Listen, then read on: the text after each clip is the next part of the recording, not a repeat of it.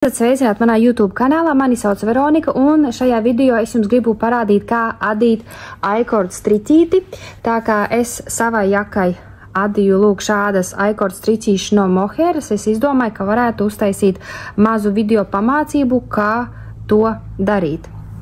Lai adītu aikordu, viņš der gan striķīšiem, pieņemsim, jaciņu, lai sasietu, bērnu cepurītēm, jebkam arī kā noraukumam, jebkādīgi, bet konkrēti es parādīšu, kā tieši adīt pašu striķīti, un tā mums ir nepieciešams, pieņemsim, zeķu adatas, jeb arī var adīt uz apļa adatām, tas ir kā jums ir ērtāk, un ar to dzīju, ar kuru jūs plānojat. Striķīša biezumu un, teiksim, to platumu jūs varat noteikt paši, tas ir, pieņemsim, uzmetot 3, 4, ja 5 valdziņas. Pieņemsim, man Moheras, lūk, aikordu striķītis ir no 3 valdziņiem, ja, ar adatām numur 5 un 3 valdziņu. Jūs redzat, kāds viņš tāds plāns ir sanācis, bet te pašā laikā šeit es uzmetīšu 3 valdziņus, tā kā šī dzīve ir biezākā, tas pats aikordu striķītis būs biezāks.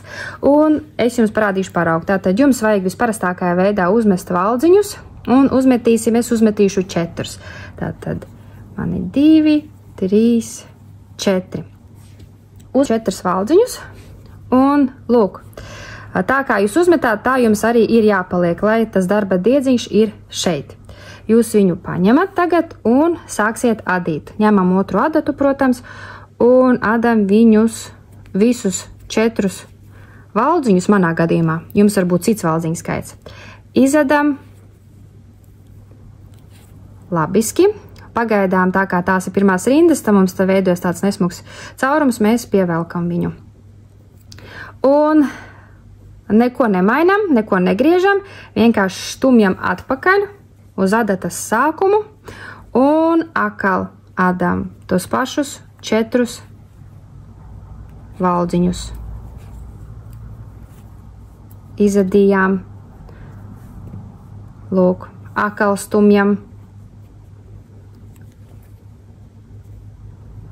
aizstūmām, izadam viņus atkal labiski. Lūk, sanāk mums šāda, otra pusē šāda. Stumjam atpakaļ. Izadam viņus atkal.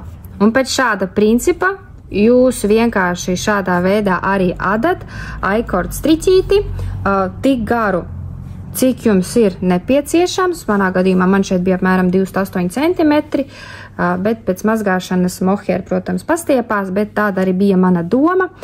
Un tāpēc, jā, jums ir jāada tāds garums, kādu jūs vēlaties. Redziet, pavisam vienkārši. Uzadījām, pastūmām atpakaļ un adam tālāk. Un šādi jūs atkārtojat sev izvēlēto garumu. Uzadījāt, protams, to garumu, kādu jums vajag, tā kā man ir paraugs, es baigi garo neādīšu. Un tad, kad jūs sapratāt, ka jums pietiek, tad noraucam. Nu, es noraucu visparastākajā veidā.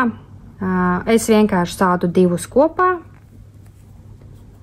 Tad es sādu nākošos 2 kopā, un tad iepriekšējo pārvelku pāri. Protams, ir daudz dažādas visādas tehnikas, kā var noraukt. Nu, es noraucu šādi. Un paliek pāri mums 2 diedziņi, un es parasti šos diedziņus slēpju iekšā aikordu striķītī. Tam mums ir nepieciešams lāpām ādata ar apaļo galu, un tad, kad es ieveru diedziņu, tad, lūk, redziet, es vienkārši ņēmu duru iekšā, un redziet, viņi tā smuki ieiet, jo tur jau pa vidu tāds caurums mums sanāk. Un es izvelku pāri, cauri, sakārtoju, nogriežu. Un otrai pusē tieši tāpat. Bet tās visas šādas manevras jūs darat tad, kad jūs saprotat, ka jūs esat visu pabeiguši un jums nevajadzēs kaut ko ārtīt ārā vai vēl kaut ko. Un lūk, ieveru, paslēpju. Un ir gatavs. Jā, sanāca mazs striķītis man, bet es ceru, ka jūs sapratāt šo domu, kā adīt aikordu. Viņš ir diezgan staipīgs, elastīgs, parocīgs. Man ir viena jaka, kurai es uzadīju lūk šādu tā kā gāru no aikorda striķīti saucamo jostiņu, kas man bija apmēram 1,80 m un sanāca ļoti forši. Paldies, ka noskatījāties, ceru, ka jums šī informācija noderēja un te uz nākošai reizei. Atā!